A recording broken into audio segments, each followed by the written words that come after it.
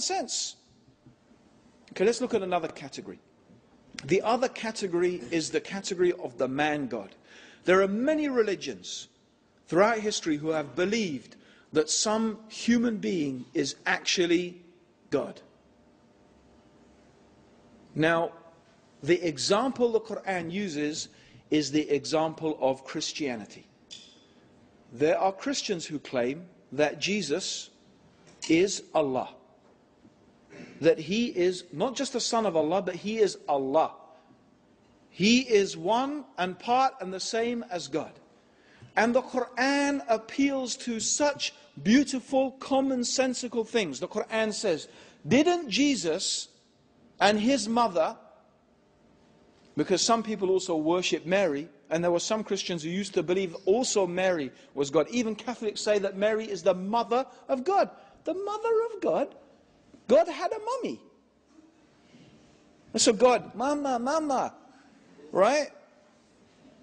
Changing God's nappy, yeah? Cleaning God's bum when he's done a poo. This is, what's that? Mother of God. Huh? Feeding God. What is this? To say that some human being is equal with God.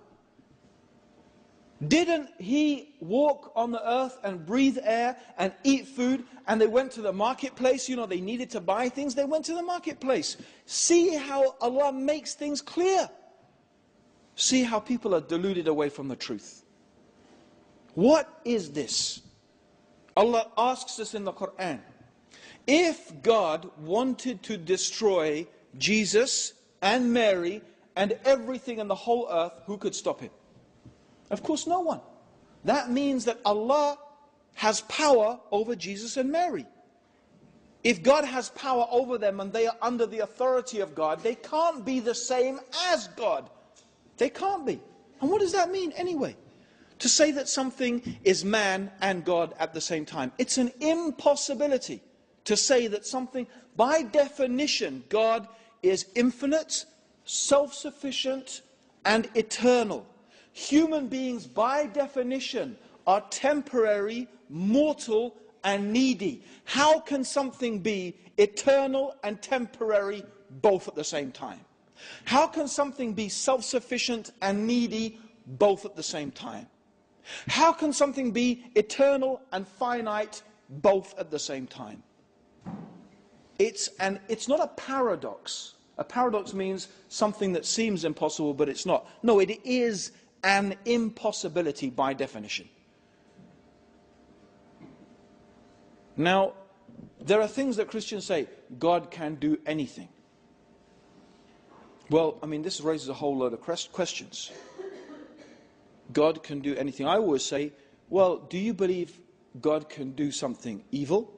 Now, either they will say, no, God can't do something evil. Or they'll say, well, he can if he wanted to, but he would never do something evil.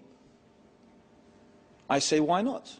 They say, because God is good. God only does good things.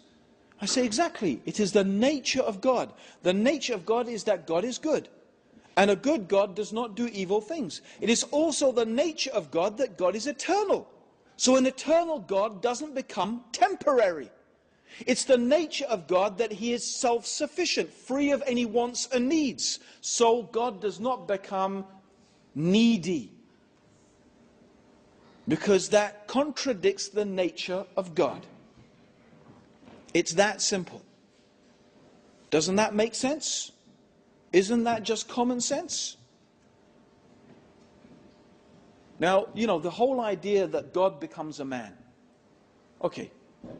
You see, the problem is this.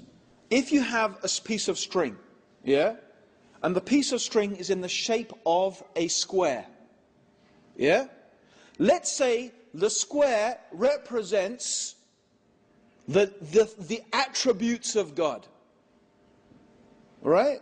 I'm not saying that God is like a square. I'm just saying it represents. So the square, we replace infinite, eternal, self-sufficient, and we just, instead of all of those words, we just have a square. Yeah? And the circle represents the qualities of a human being. needy, temporary, finite, mortal. You know, we're born, we die, we forget, we need to eat, we need to breathe. So these are our, and let's say all of these, we forget those words and we just use it as a circle.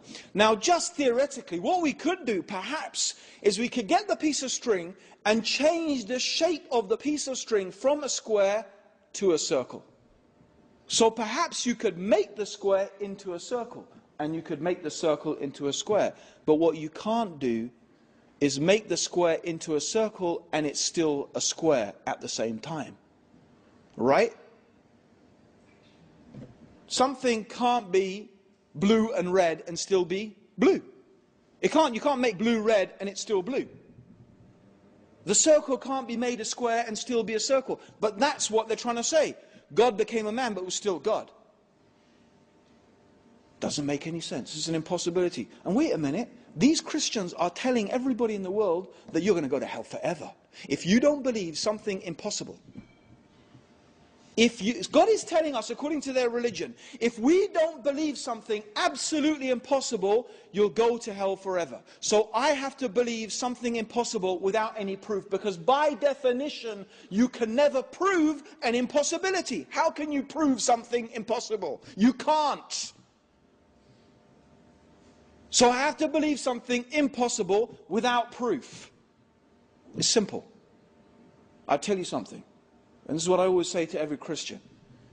I say, you're telling me that on the day of judgment, I stand in front of God, and God says to me, why didn't you believe that I became a man? I will say, how could I believe that you, Allah, the eternal, self-sufficient creator of the heavens and the earth, was a temporary, mortal, needy man? How could I believe such a thing? You are far above that. If God then puts me in hell forever, I will never feel for one moment of eternity that God has treated me fairly or justly.